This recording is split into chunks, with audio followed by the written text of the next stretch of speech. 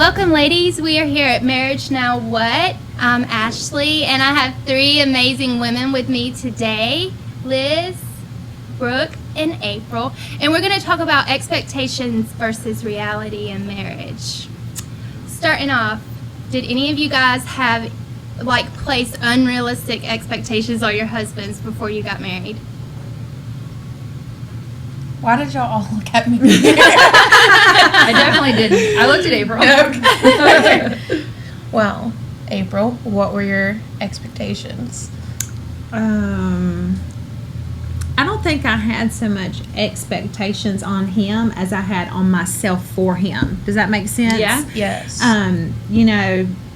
We all have heard about how you feel like you want to be something for your husband, or you want to be something for your parents or for your kids or whatever. And as we were getting ready to get married, I was told by several women in the church that I needed to start listening to tapes and CDs of women counseling and speaking and doing conferences on what it means to be a godly wife for your husband, what it means to prepare yourself for your husband. I was discipled by a young lady that actually informed me to not allow him to come home without having my lip gloss on.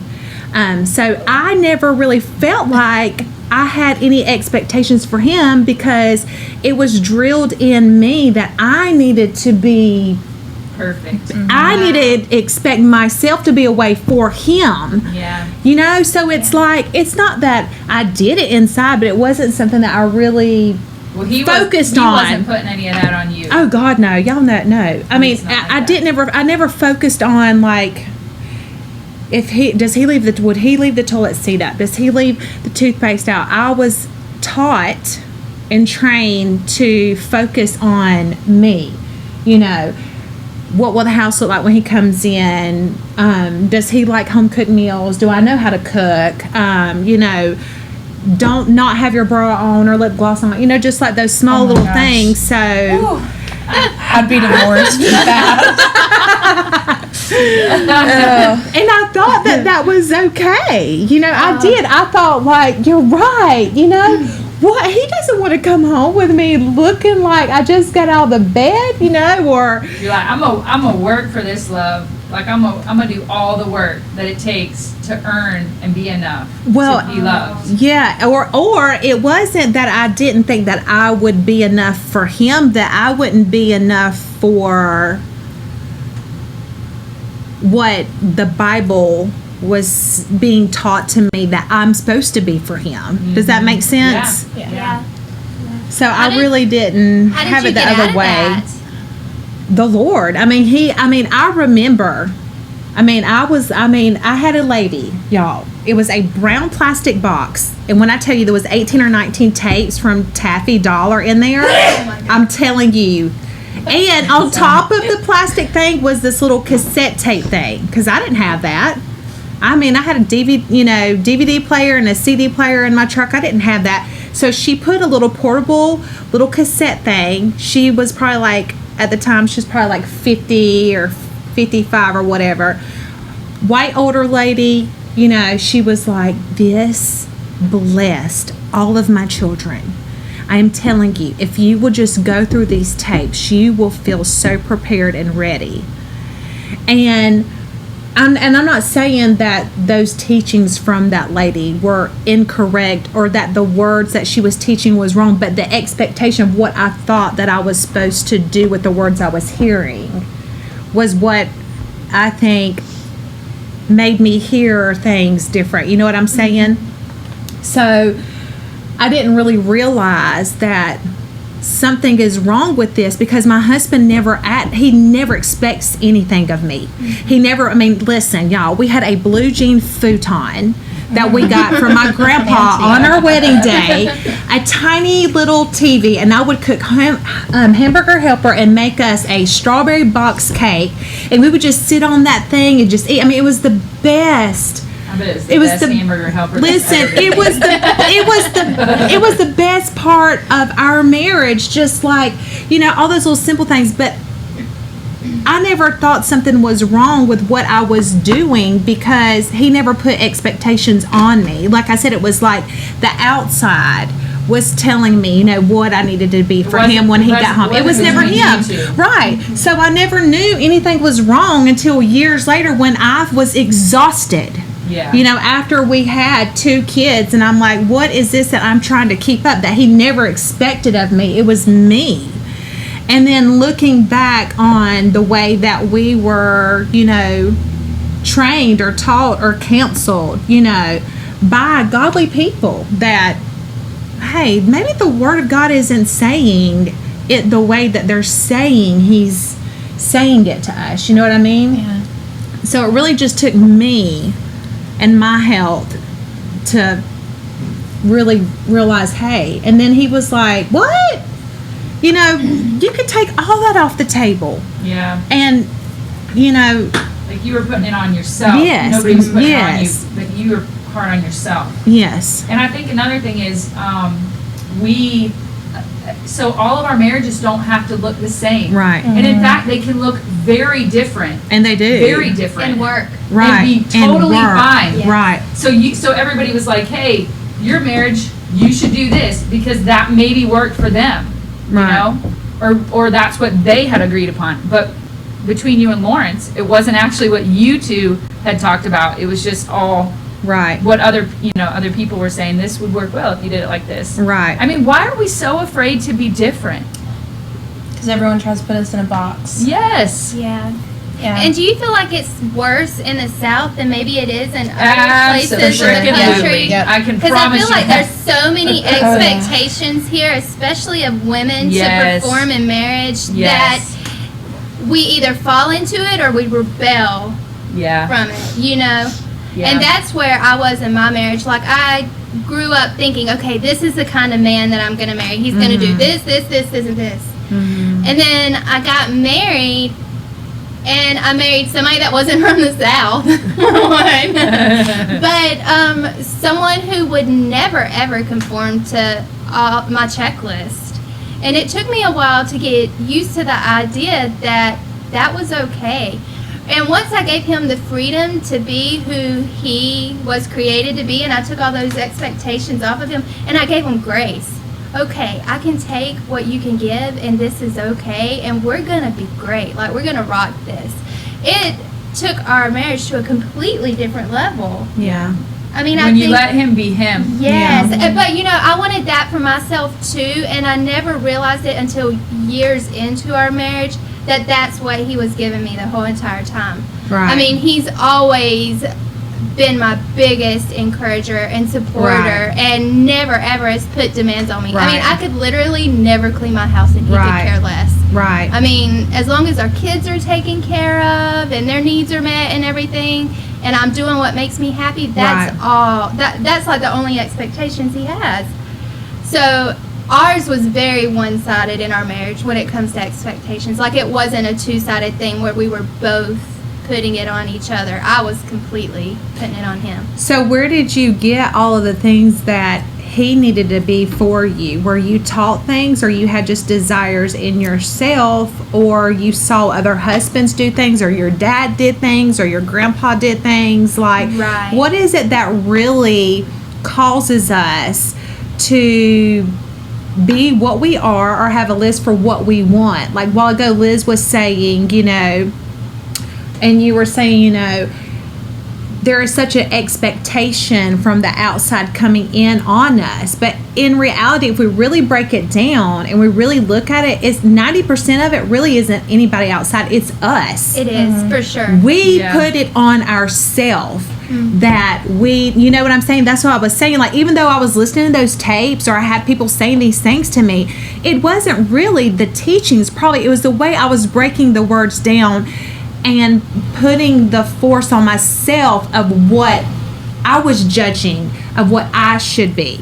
Like, nobody comes to my house and says, you better not have any dust bunnies anywhere. I mean, my husband could care less if I clean. I mean, he could. I mean, but it's in me. I love to clean and to do those things. Right. So that's your personality. Right. And that's Ashley's personality. Like, even a checklist, or to have ideas about things probably written out. Expectations on ourselves Right. is what it is. That's what it is. Yeah. Yes, that's like what I think mainly causes our party to get crashed before it even really gets started. Right. Lawrence and I, we're like, we tell our children, be party starters, but then we come in and crash our own party before it even gets going. Right. So what is that causes that inside of us to do that? Is it, like I said, seeing other couples, seeing what other men do for their wives, seeing what fathers do for their children, seeing what your grandparents did for you, that makes us make what we think the reality should be versus Reality. what realness is. Yeah. Were you the oldest? Yes. Well, I think that has a lot to do with it, because as the oldest children, a lot of times we tend to be the biggest performers, the biggest perfectionists, the biggest people pleasers, the 3 Ps, I say, because we have to take on, usually, especially if we have siblings, we have to take on so much responsibility at such a young age that it's almost like you end up in survival mode before you're supposed to ever even. Yeah. And the other thing that. is like, well, if I'm working this hard, then you should be too. Yeah. Oh, Like, yeah. Oh, then it's yes, like, sister. for For I want other sure. people, and that's what I was gonna say too. I mean, your personalities are completely different from mine. So I'm number 5 in my family, and I'm a very laid back personality. Which if Ben was in the room, he'd be you two. He was the one saying, "Well, this is how you should be performing. This is how. This is the way things should be that you're doing." But I'm a Mike. I'm like, She's like my husband. I'm like, I don't care if the house is ever clean. It doesn't bother me. Right. I don't care about almost anything. Like, I'm just a really laid back person. And I think it's hard for you guys, or for people with your personalities, to be in relationship with people like me. Because number one, it's like, why aren't you working as hard as I'm working, from your perspective? And, number two, like, what's wrong with you? Like, why don't you care about stuff, So, I mean, personality has got to play a huge role in why we are doing things and saying things and thinking through things, or in my case, not thinking about all that kind of stuff ever, and in combination with what we watched growing up, our parents, how they treat, or grandparents, how they treated each other. We have expectations built into us, just like belief systems that we can't even help, like subconscious. Like how we were treated as well. Yeah. We learn to expect it. Yeah. So you're the newest one married, Brooke, which has been 3 years. 2 years. 2017. 2 years. 2 years. Yes. Yeah, and I learned that you don't know really what marriage is until you're actually in it. Like, For sure. as a kid, which I was 25, but when you're young, you're like, oh, I know everything. It'll be easy. He's great, and then you get into it and you're like, oh, maybe Liz was right. It was a little bit harder. Maybe this sucks a little. It does suck a little bit. But my husband is really great and a hard worker, and I relate to putting the pressure on myself, because I just was like, why am I not doing this? I thought I'd be a perfect wife, and all this stuff. Also, I dealt with comments of your husband's such a great husband, because everyone knows John's a hard worker and he's so great, and I'm like, well, yeah, and I'm just a crappy wife, I guess. Well, everyone that values performance said that. Yes. Everyone that values, the work said that to you. And John is really great, but yeah, he would just be like, I don't care what you do, and I'd be like, yes, you do. I'm a bad wife, I'm not doing anything right, and I was really struggling with sickness and just really tired all the time and didn't know what it was. At one point I was like, I guess I'm just getting old at 26. I was like, I guess this is normal. And he was really, really, like, gave me a lot of grace, and he really did not care. He was just like, you're fine, it's okay. And I was just like, no, it's not, you care. Like, because I just, like, I was like, I know you care, and you're just not telling me. And he's like, I really don't. Right. I'm like, whatever, but yeah, it is hard. Like, I had a lot of expectations on myself because I have a little bit of the perfectionist in me, and I thought I would be, you think you'd be in a different place. Like, I just thought my life would look different.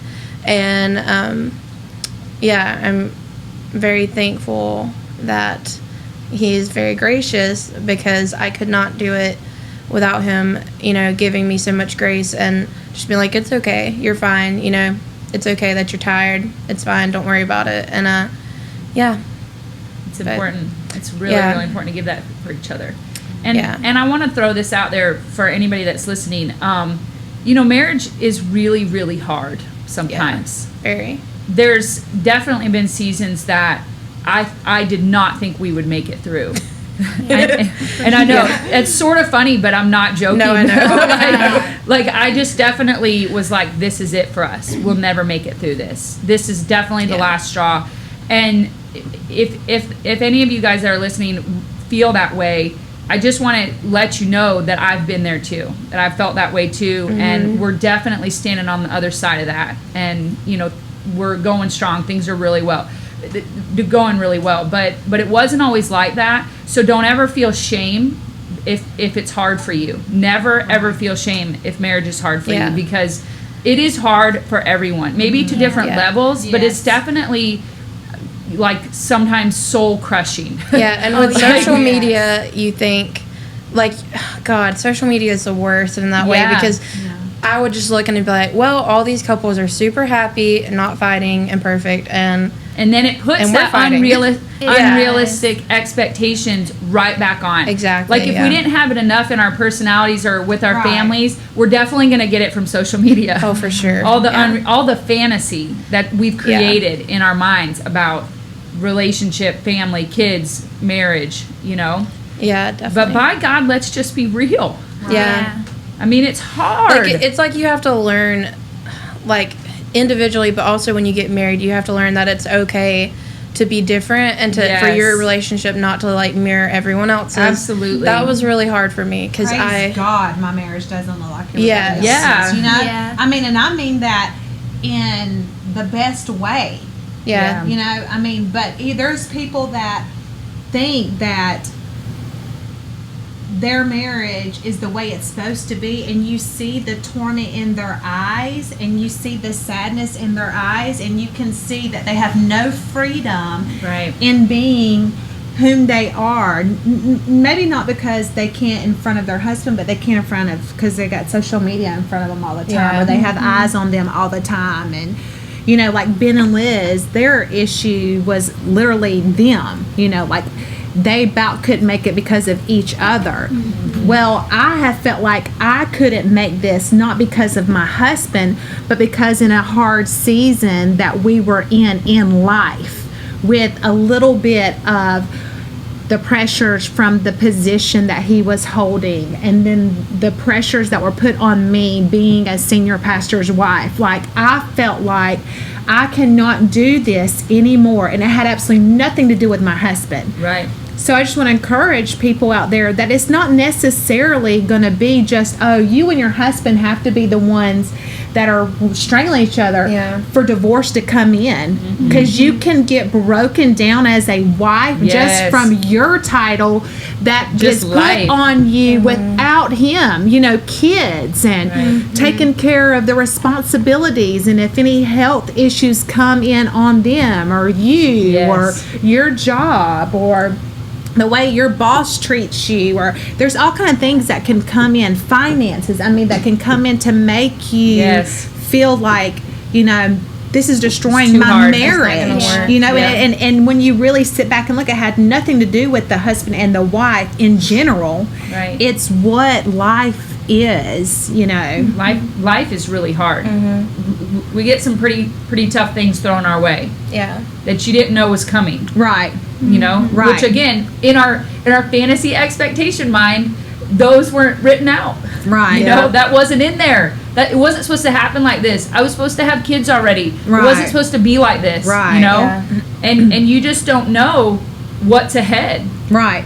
Oh, and what do you mean? I birthed these other 2 kids, and that they didn't have any type of sickness or disease Yeah, or challenges, and now I have this 3rd kid that does, and this isn't how it's supposed to be. I don't know what to do with that. I wasn't trained. God, you didn't put anything inside of me. How am I supposed to help them? How am I supposed to, Right. you know, all these things come in and bombard us. So sometimes I want to say, you know what? Are we really giving it justice by saying, you know, marriage is hard?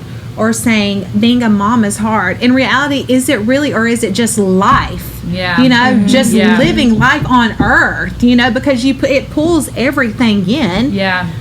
And it changes you. Yes. I'm not Yes. the person I was when I was 26. Right. Like not by a long Right, shot. right. you You're know? not that college student Right. that you was in Thomasville, you know, Yeah. now being Yeah. a mom of 4 and a wife of how many years? I mean, you got to navigate. You got to learn how to navigate that stuff together. You and Lawrence had to come together and be like, "Listen, and this is really hard, but we're going to come together." You know, and you don't always know what that's going to look like. Yeah. So, you know, with kids, bringing in kids to that, it's the same type of thing. Why in the world does there have to be one way to parent? Why do we care how other people parent? Right. I want to emphasize this. Every single family is different. Every mom, every dad, every marriage, every kid, every school they're going to, like where they live in that town, nobody looks the same. Why do we think there's some cookie cutter way? Every single family is going to look so different, so incredibly different, and we are allowed to parent different. Yes. My God, we are allowed. Yeah. You know, and we're still going to do the same thing. We're going to have expectations on ourselves of what we're and dear Lord, On our kids. so all the stuff you said about being married, the expectations you put on me, you can go ahead and throw that on as a mom. Me too. Not as a wife, but definitely as a mom. For sure. Just thinking, I got to do this, I got to do this, I better show up here, I better be just like this. Otherwise, I'm a bad mom. And I still say, like, how many times have you heard me say, Brooke, I'm not a good mom? A lot. Like, You say it often. every A lot. time Brooke is like every mom that's I not know true. says that. Right. Every mom I know says it. Yeah. Because that's, and what is that? That's what we put on ourselves. Right. Yeah. Right. Like Brooke's like, compared to who? Like Right. who are you comparing Yeah. yourself to, saying that you're not cutting it? I mean, and that's like the truth, right? Right. I mean, we're putting this expectations, and parenting is hard on a whole nother level because we're responsible for these little humans. Yeah. And that's hard on a whole nother level, you know, because we got to figure out how to do it, and we got to figure out how to do it in every season and every stage that they go through. Right. You know, but in my main encouragement for people in that is, first and foremost, we are not going through this alone. We're not. We never were. We never were meant to be.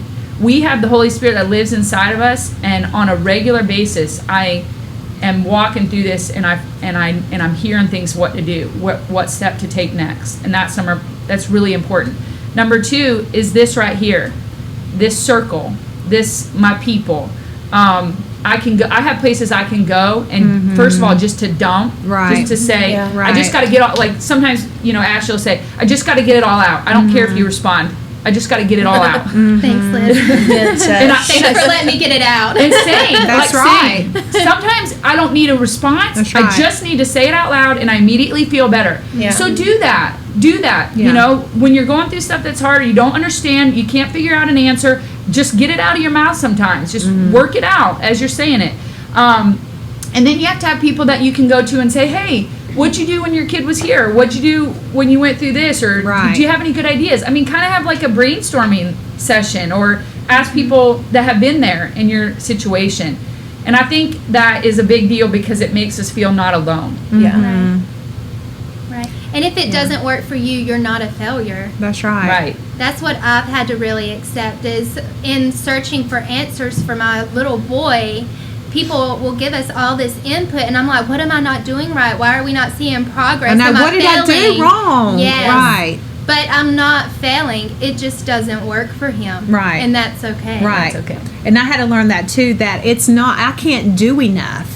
There is nothing that I can do more of to make her, my children, be more of whatever it is that they're trying to be if it is not what is for them, or if it Yes. does not function for them or with them, or if they can't function it. Yeah. I can sit here all day and do. That's not helping her. She has to be able to do. And like you said, sometimes when we go and we ask for the advice, or we start reading books, or we start seeing these people that say they have this experience, or psychologists or counselors or whatever, and they say, you know, this works, this has worked for us, this has worked for many families, this is whatever, and you're going down that path and you're starting to have some clarity and you're feeling like you have some relief, and then boom, it completely is like all been washed away and you're back at the starting point. Yes. It's the frustration that gets in that makes us feel like we're failures, or that we're not enough, or that we could have done more. But knowing that there's nothing that you can do more that will physically make that one thing work. If it broke off for a reason. It wasn't strong enough to repair what needed to be repaired in them, and that's okay.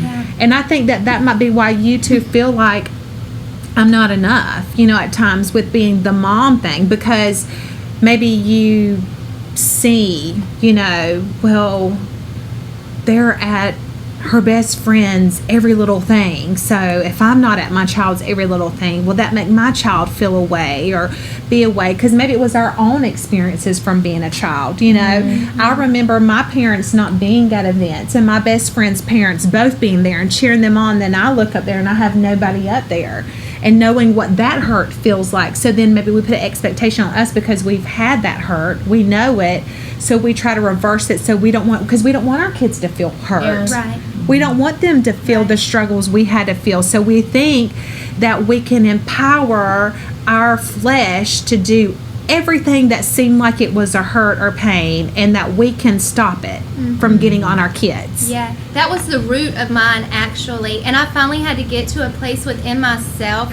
because I was like, oh my gosh, I'm going to mess them up. I'm going to do something wrong, because just like I said, the perfectionist performer inside Right. of me. And I had to get to the place where I was okay with doing stuff wrong. I'm not going to do everything right, and that's okay. Like, that's where I feel like grace comes in and fills in the gaps. I'm going to do my absolute best to love my kids the best that I can. And I'm going to do the things within my ability to support them in ways that I wasn't, but I'm still going to screw up. Yeah, And that's okay. that's right. And another thing I felt like when you were saying, so we repeat the cycle. We go ahead and put the expectations on our kids, and then Right. they start not living up to what we think they should be, Right. and here we go again. Oh, yes. So yeah. so Oh, it's yes. like the same way Ashley. And had- I'm like that with my firstborn more than I am than the other ones. Too. Yeah. Me too. Yeah. Oh, that hurts. Yeah, it's true. And so in learning to release the expectations from ourselves, and then learning, for like you said, you had to release Mike, let him just be Mike, let him just be. So you have to take him off him, and then we have to take it off our kids. Right. Yeah. And Right. and the more we learn to do that, to stop expecting ourselves to be whatever, to stop expecting, you know, it's good to have a plan. It's good to learn things and grow in areas, and you know, to decide what do you want your life to look like, you know.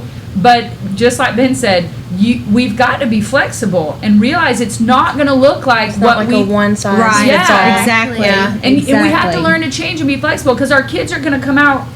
You have 5 different kids. You're going to have 5 different That's right, personalities yeah. and gifts, and they're not going to be great in every way. They're definitely not going to be like us. That's right. Praise God. And yeah, and like we parent like, well, why aren't you like me? right. Like, why aren't you good right. at?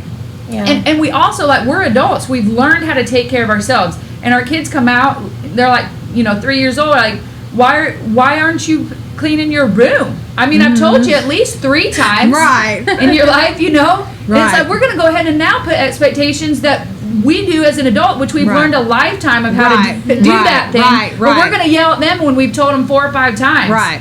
I mean, good Lord. Right. They're not going to learn stuff that quick, Yeah. Yeah.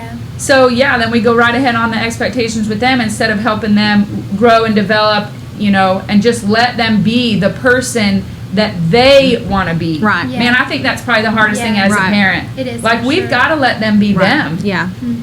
and just walk out their own, whatever that looks like. And Right.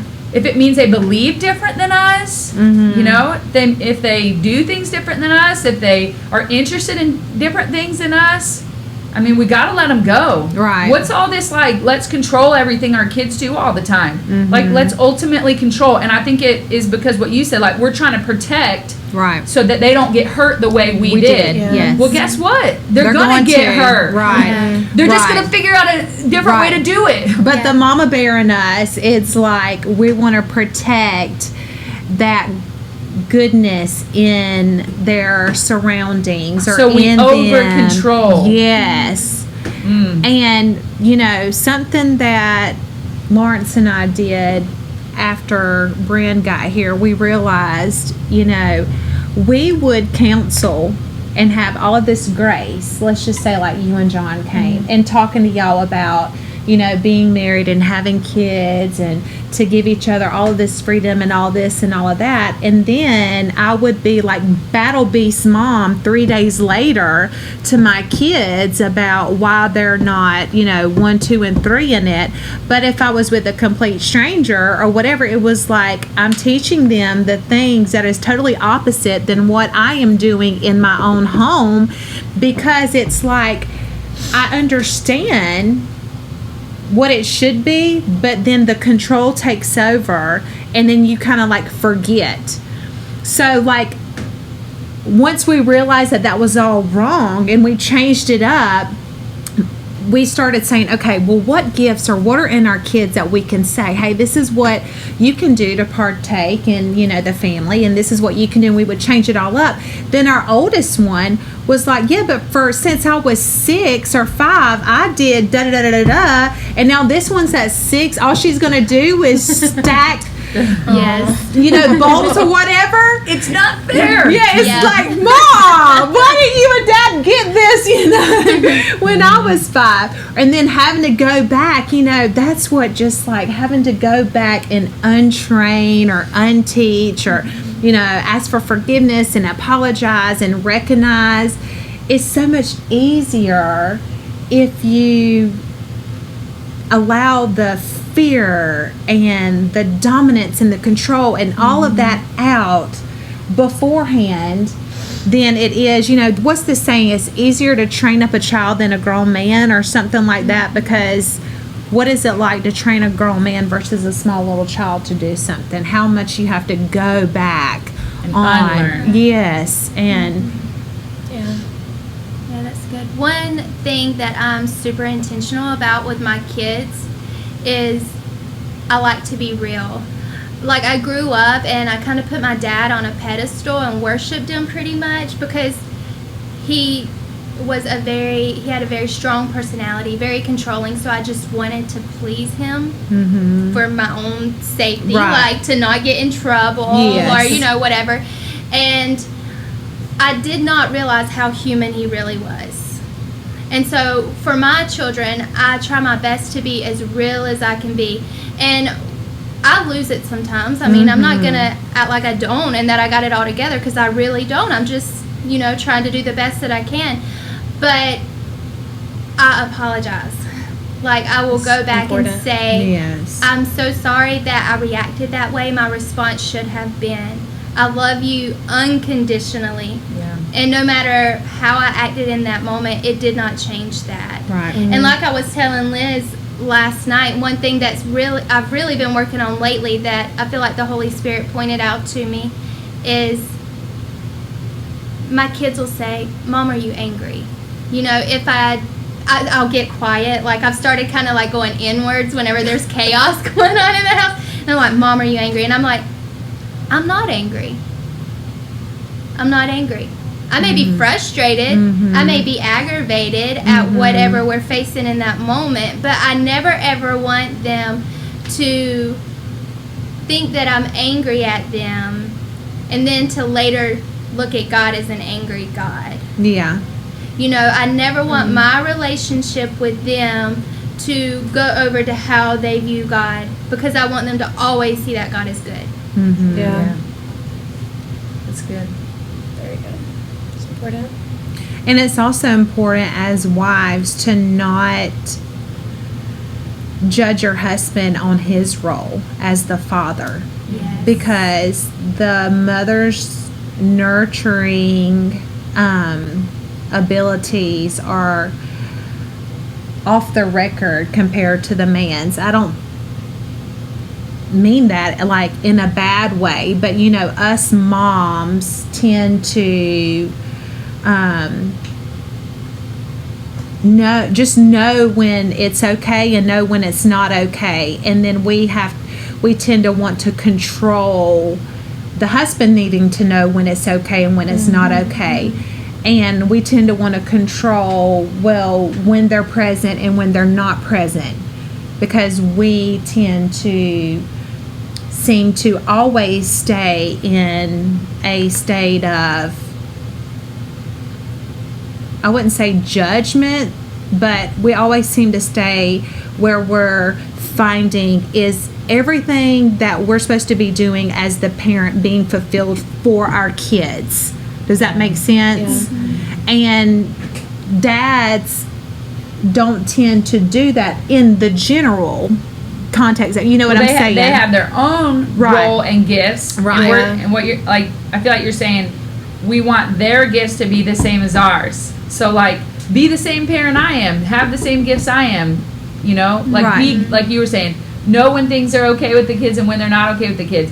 But in reality, they have their own set of gifts. Right. Or why didn't you get onto them when they did that? I do. Yeah. I get on them when they do that. Why didn't you? Or why would you talk so harsh at that? Because I don't at that. Yeah. You know what I'm saying? So why can't you be just like me? Right. Why can't you be me? Right.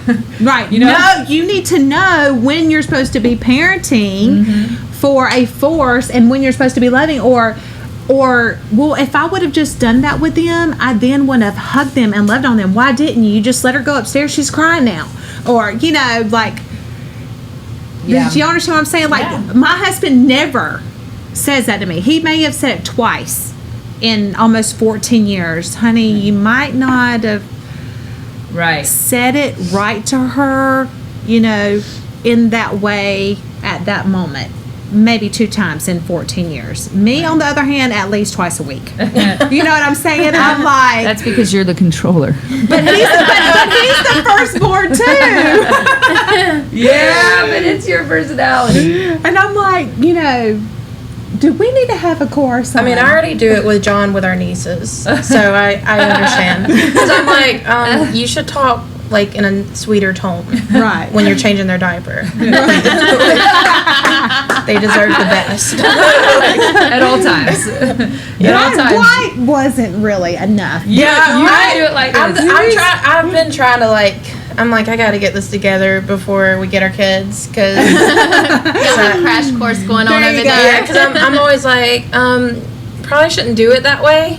There's a better way, like my way. That's right. The right way. Remember how we trifold towels? It's like that. Yeah. I mean, it is so important that you're already recognizing that. I mean, you're really early in your marriage to already be recognizing, okay, I'm putting my stuff on him and expecting him to be a certain way, expecting him to be me, you know, and that's so beneficial. Yes. That's so beneficial for both you guys to just be like, okay, let's just learn to grow. I mean, I remember Ben changing Sam, our firstborn, his diaper, and being like holding your breath. I'm like taking deep breaths.